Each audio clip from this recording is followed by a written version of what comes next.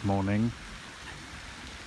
We've come into queue for a little wander around, our annual visit to the cottage, and then a bit of shopping before we have to finish packing and go to bed early-ish, which does not sound that much fun. But then we do get up and go on holiday, so that's quite good.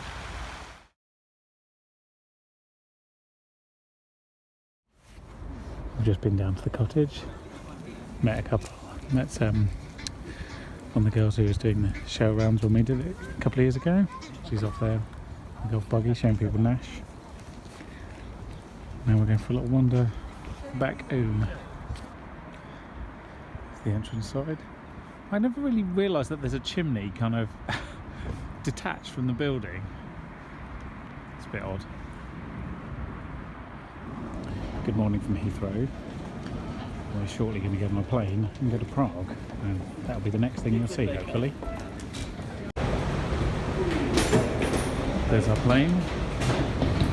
Here's chilly Czech Republic. It's currently -2.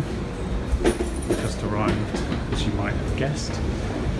We have got no hold luggage, so we just need to go through, get our Prague cards, and then go and find the bus that we booked. So we arrived, that's the hotel, that fantastic looking palace. That's where we're staying. Trying to get that tram on day one, that'd be bad. We literally got dropped off at the station, which is, I'll show you, once we've safely crossed this road, which is just the other side of the park there. So that's the whole distance we had to walk. So it's not a bad way to start. I mean, we almost certainly can't check in, but we'll see. It's a bit early. But we're here. Midday. Oh, is it? It's not midday. No, it's not. It's there you go. There's the time. It's quarter to 12. It was a very, very long time ago when we actually woke up. I can't remember it. It was too far in the past. So we're on Wenceslas Square. We've just come down from the hotel. It doesn't take very long at all. And it's a Sunday, so you can see there's nobody about. We're just looking at hotels, restaurants and things. This one is a cave with stalactites and everything. Weird, but quite interesting. Some Prague-ish architecture. Popped in and had a bit of Italian lunch. It's kind of quirky, although we are going for Italian dinner tomorrow, so it's a very nice pizza. Probably the coldest climate I've eaten a pizza in. And we're just wandering around the market on the way to the main town square. We have found 3 different venues that sell glühwein at any time of year, it would seem. So that's amazing. And a sausage if you want one. So we're on the main town square. Let's see. Crazy church. Oh, it's good. People getting engaged. We have the market over here. Church. We have this guy with an amazing bubble machine. Check that out. Isn't that mental? We've checked in. This is a little room, complete with happy birthday, small cake, and actually I'm not quite sure what it is. It's sort of a mousse flan and some champagne. And then we have the bathroom in here, which is, you know, as always, impossible to film. This is the lobby of the hotel. I don't think I've shown you. It's quite magnificent. We're just getting ready to head out for dinner, having spent the last couple of hours in the spa, which was very enjoyable. But it's been quite a long day. It's quite exhausting, and it's about to get really cold. We've had dinner, which was excellent, by the way. A little place around the corner off the market square. And now we've come for Trudelnik, which is, as you can see, a funnel cake in this fine Trudelnik establishment. And don't ask me how to spell that, or even if I'm pronouncing it right. Good morning. We're on the tram, just going through Wenceslas Square.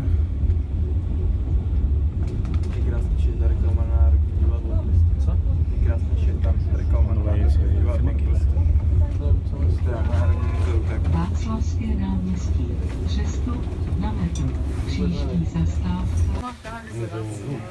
hanging around.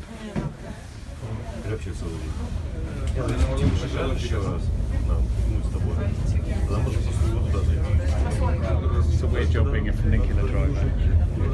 Can't imagine it's oversubscribed.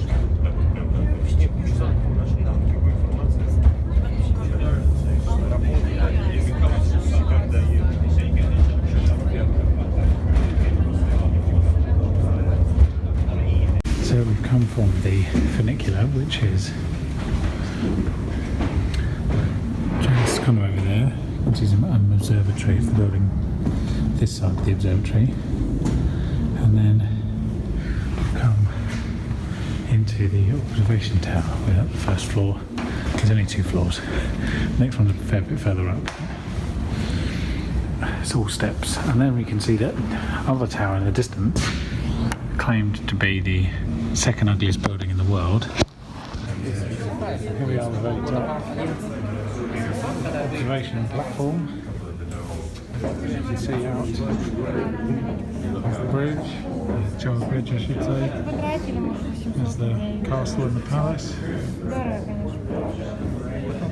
You can see the city walls, castle walls and some fruit growing land. And below us, so some exciting roofs.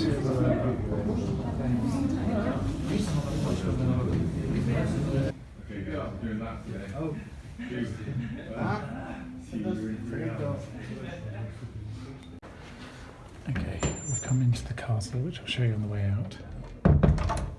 It's a hall of mirrors. So don't touch the mirrors. How do you know what a mirror is? Oh, it's your face is in it. That's a mirror. That's a mirror. That's not a mirror. That's not a mirror. Oh, it's quite. Oh God.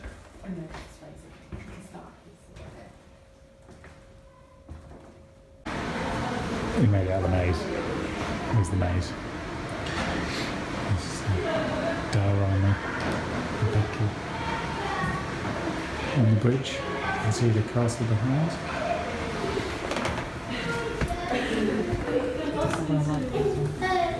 Weird mirrors. Poor camera lens is a bit confused by this whole thing.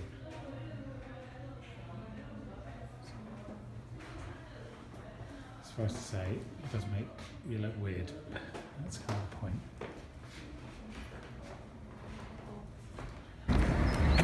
So here's a church opposite. There is the tower we went up first of all. You can see a very distinct modelling on the Eiffel Tower that went on here. It's much smaller, but it's about the same age. And then this awesome castle is the mirror maze.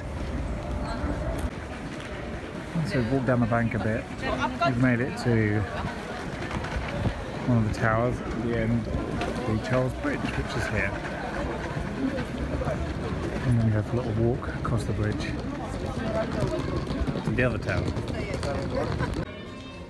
So this is where we've just been having lunch in this conservatory. It's very nice. I've hold two back now. So we've come up to a castle, not the castle, because the famous castle is kind of where the palace is, which is up here. But nonetheless, this is an ancient castle, which they've been thinking is like the seat of historical kings, although when I say historical I mean sort of Arthurian legend kind of historical. There's the church.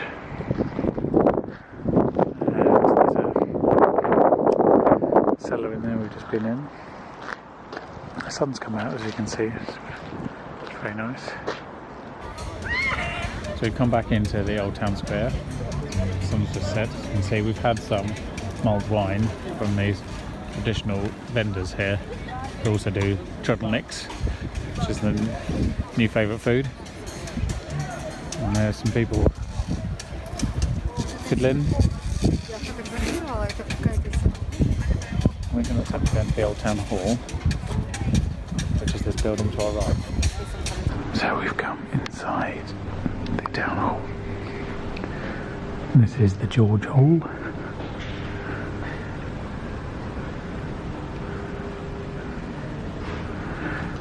Some parts of this building are a lot older than others. But you can see some of the old frescoes and what have you that have survived.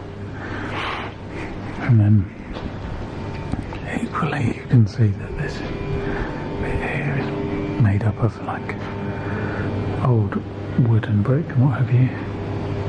And then this is what was the council chamber.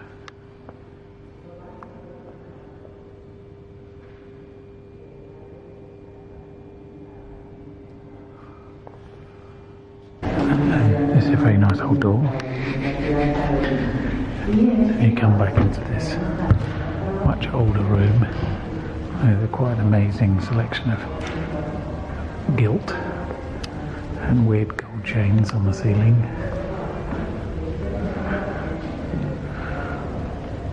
Quite impressive. And loads of coats of arms around the wall.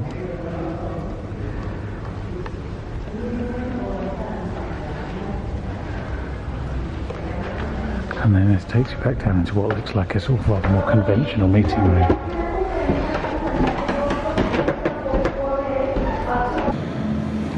Right, we're now in the old tower. And we're in a glass lift that goes straight up. Sort of cheating somewhat, but it's an excellent lift. I mean, you can sort of ride down all the way back on a scooter pretty much. We're now going to go to the ceiling.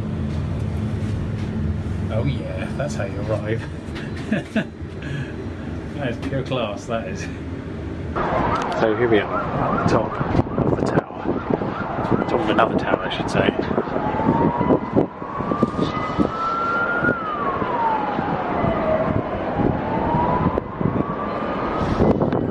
And this is the tower that we went up at the start of the day, I should say midday.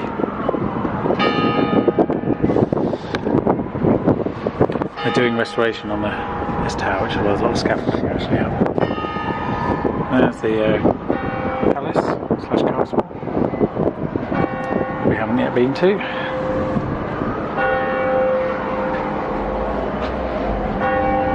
There's the 5 o'clock chimes.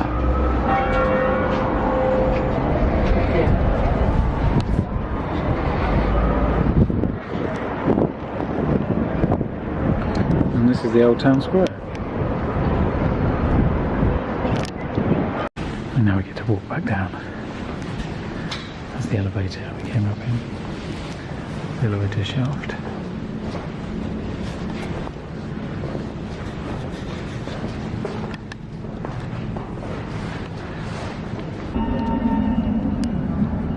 So we're out and about looking for the Italian restaurant that we've booked this evening. Somewhere around here. We just got that tram that's just gone past. We just had gluten-free Italian meal just down there on Bethlehem Street, which was very good actually. This cash only bar is very closed to our left.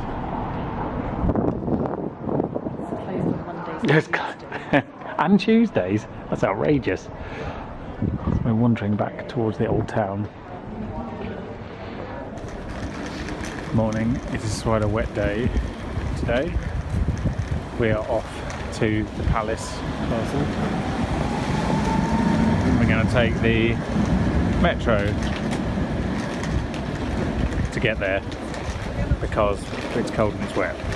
Here is the underground with its excellent bobbly design.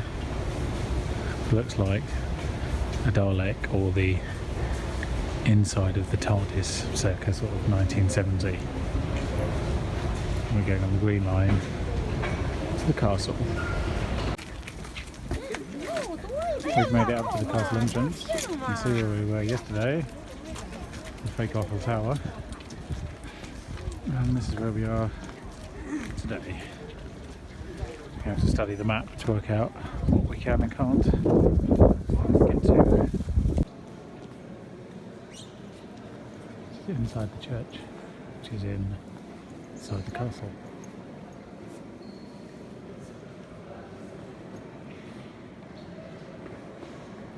Stained glass is quite remarkable in here. It's just so vibrant. Really get a feel for the colours.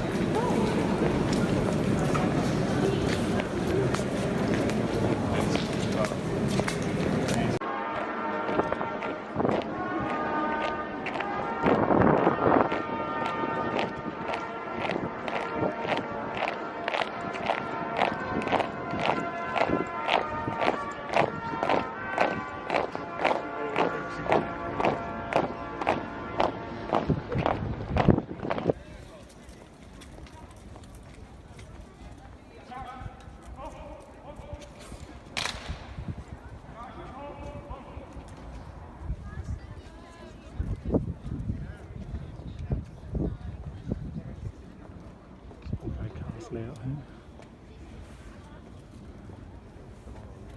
The guard is changing very slowly, as guards tend to.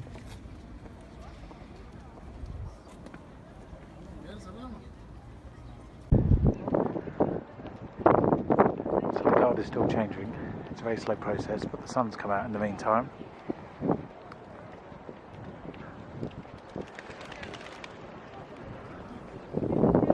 So it looks a bit more impressive now, at least.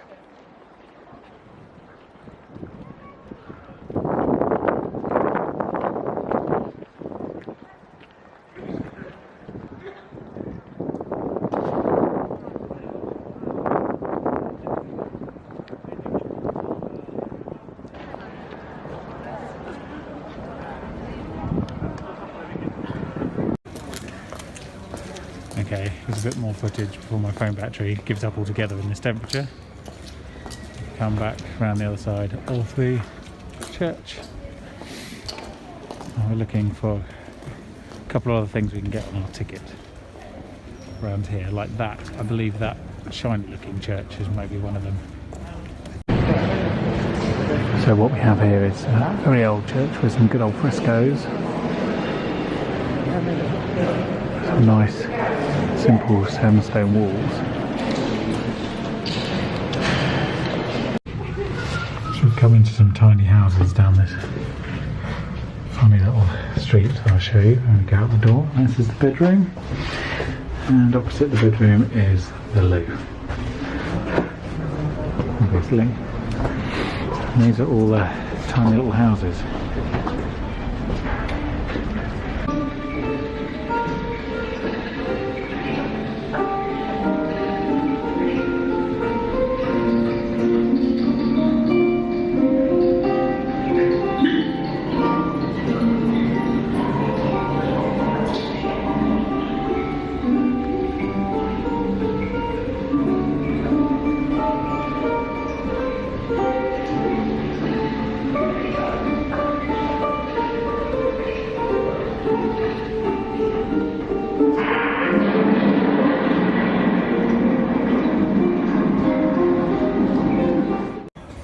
Here are some old vines. Oldest vineyard in Prague, or oldest vineyard in the Czech Republic. It's definitely an old vineyard. We saw this from the tower yesterday, looking across the valley.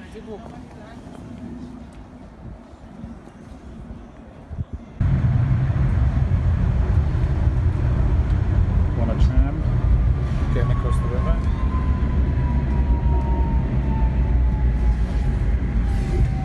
Fun little things they nip around.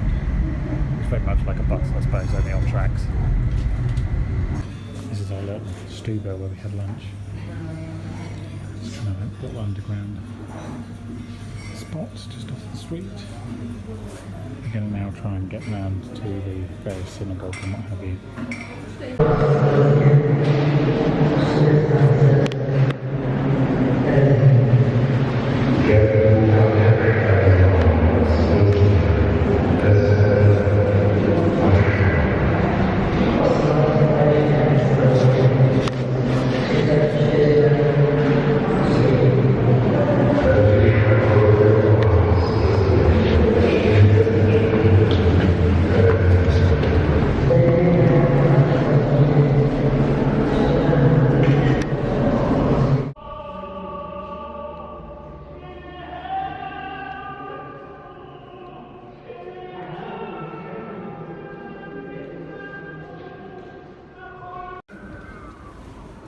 This is the Jewish graveyard, which is just amazing as to how rammed it is with stones. I think there's stones here from everywhere, basically. They've moved them all into one location. Because obviously the Nazis weren't too keen to have a lot of Jewish graveyards with stones. They just exported their Jews. So these places, which are sacrosanct, are kind of few and far between. Graveyards are strangely peaceful though, compared to the sort of how shocking the inside of the synagogue is, with all the names on the wall from all the Czech Jews who were taken to concentration camps. This is surprisingly serene by comparison.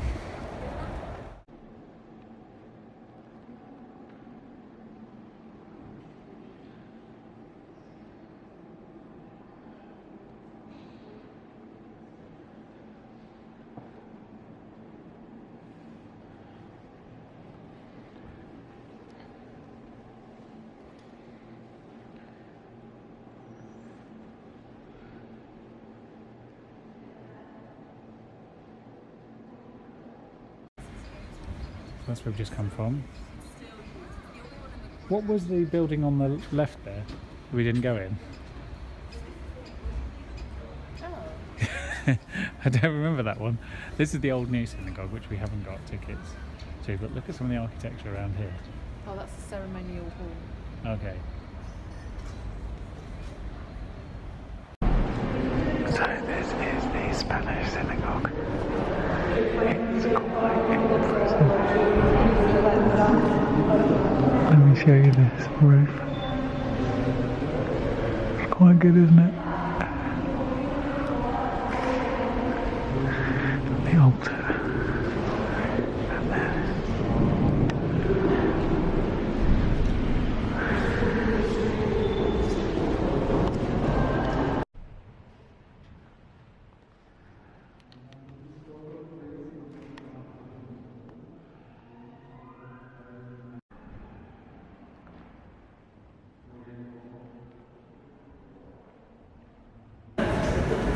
And then okay, we've done enough synagogues for the time being. This is the old theatre. It's quite impressive. We're just slowly winding back. There's a big pile of snow. Not quite sure why it's there or where it came from. Snow and ice. Because it seems that Christmas never really finished here. It's just kind of carried on, sort of vaguely. You can still get mulled wine and sausages and skate. Barely. This is what we came to find. A hollow tube of delicious pastry, aka Trudelnick, from the Trudelnick retailer on the left there. It's a word with very few vowels, but plenty of deliciousness. Look at that sky. Isn't that awesome? It's sunset, so it must be getting close to 4:30, and we're just heading back past the weird coloured buildings. There's sort of always a mixture of sort of pistachio and peach and sort of light pinks and occasionally light blue.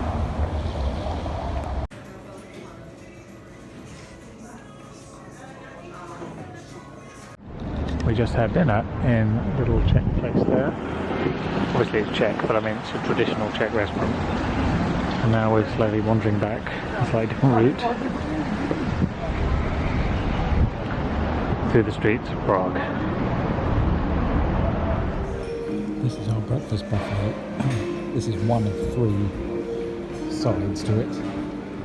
There's fruit and jam and croissants and meats and cheeses and hot food. And pastries and cakes and all sorts. Good morning. We're just wandering around, having checked out the hotel there. We'll come back to pick up the bags, the usual thing, and then get airport transfer like 4 o'clock today. Before then, we can do a bit of low speed exploration, maybe buy a souvenir or two, and enjoy the fact the sun's come out, even though it's supposed to be grey and raining. This is the synagogue just round the corner from us on Jerusalem Street. It's rather striking. The colours are rather bright. Very impressive. And just makes a part of the road. So this is the Powder Tower, which we're just about to go up properly. This is the first floor. It's got nice vaulted ceilings and what have you, and very nice stained glass windows.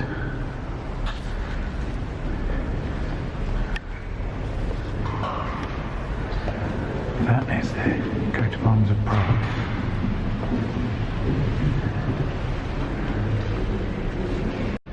View from the top.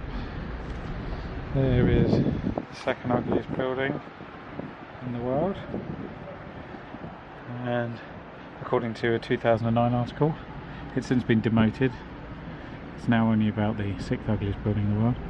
There is the train station. That's the view down the street.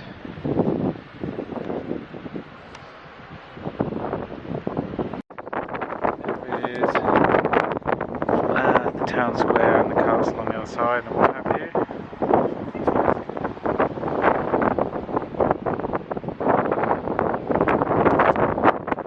Some excellent communism up there. Architectural insanity. There's more of it around here. I mean, this is 1960s building at its most functional. So that's where we're going to try and go.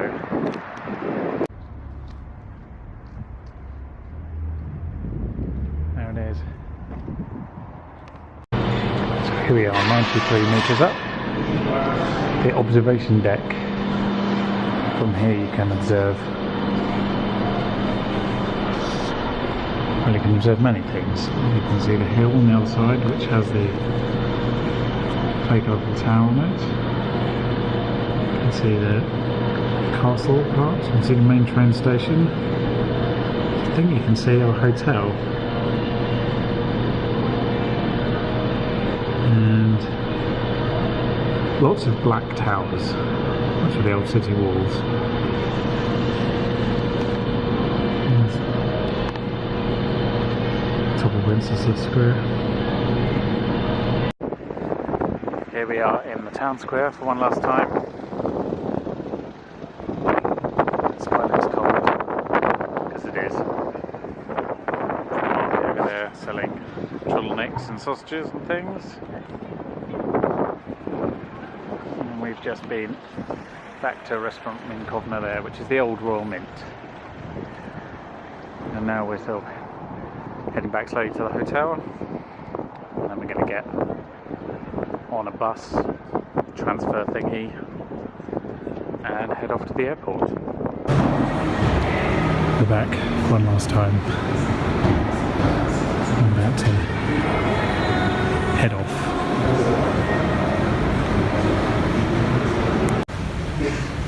Getting on a plane. See you on the other side.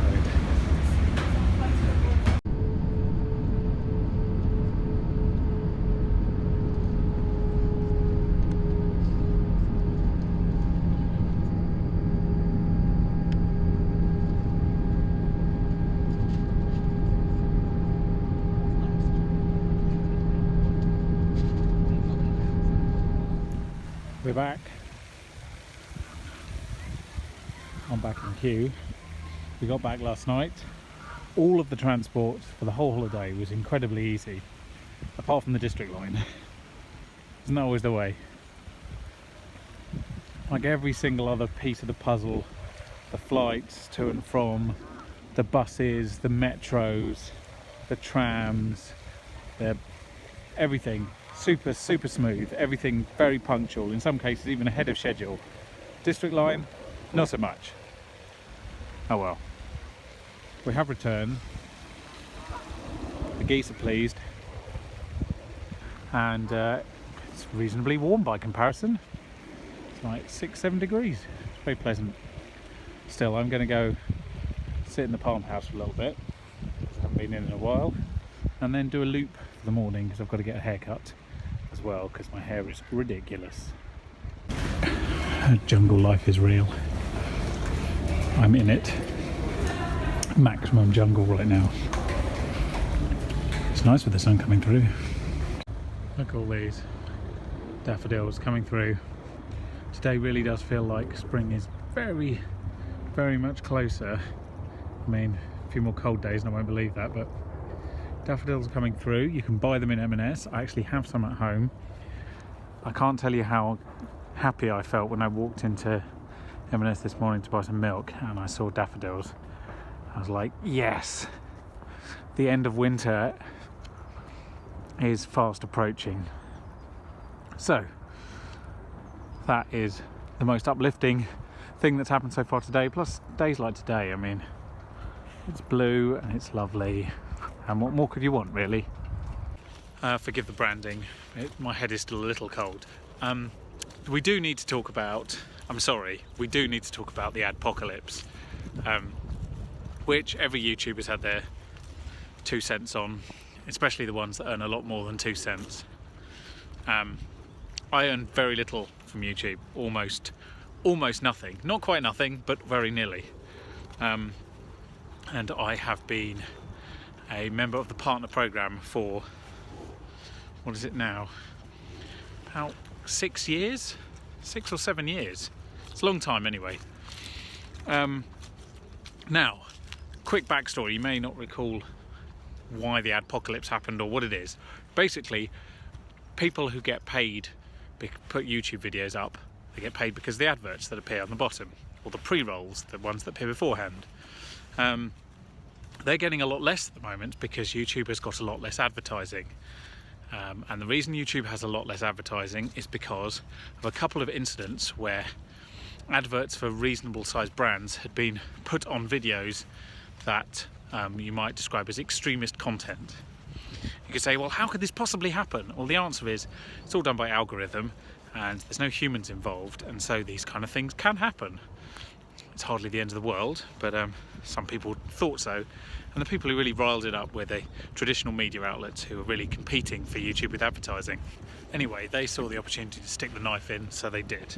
The result of which was YouTube had to radically change the way that it served advertising, and it's now looking for a way to automate this process but make it more intelligent than it was before. They seem to have failed to do that, so instead what they've come up with is to change the criteria that you need in order to be a member of the partnership program. So instead of it being on a, we'll assess your channel and see how regularly you post videos and what the quality is and then make a decision, instead it's now just a hard number. You need 1,000 subscribers and 4,000 minutes of watch time. And they think that this will get rid of sort of dodgy content that I would otherwise possibly be monetized.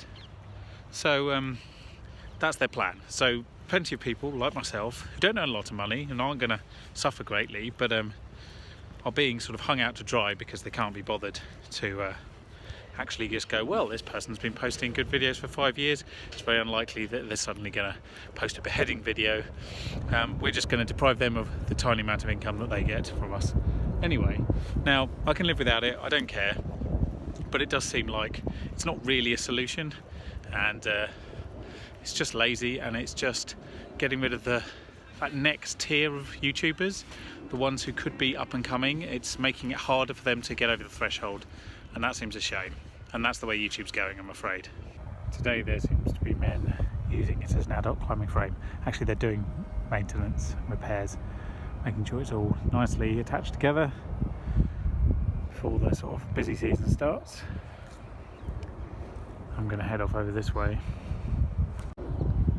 So the last thing I'll say about YouTube is, despite the fact that they are the world's largest internet company, pretty much, Google, Alphabet, whatever you want to call them nowadays, and despite the fact they've had 6 months to work out a solution to this, rather than coming up with a smarter AI, a smarter way of working out whether a video should be monetized, all they've done is just put a hard limit number in, which is the laziest and crudest way of doing things. It won't get rid of every single instance by any stretch, and it won't improve with time. It's just another random hurdle to be overcome.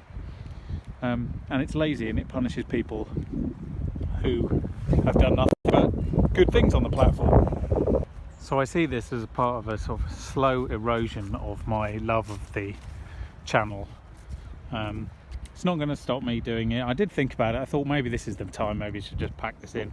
But then I realised I'm not doing it for the money anyway. But it doesn't. You don't have faith in the people running the platform. It makes it rather hard to think that this is a forever idea.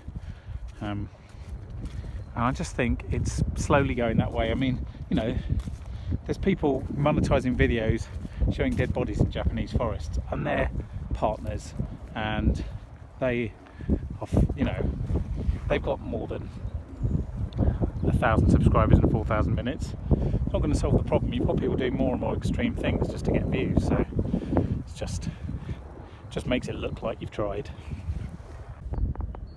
Crocuses are coming too.